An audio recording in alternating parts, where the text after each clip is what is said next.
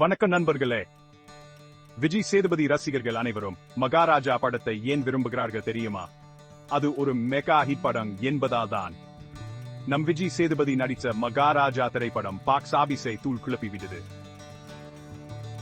உலகம் முழுவதும் 10 கோடிக்கும் அதிகமாக வசூல் செய்து Chinese Wuchi 4 ஆண்டின் அதிக வசூல் செய்த தமிழ் படங்கள்ல ஒன்னாக உயர்ந்து நிற்கிறது.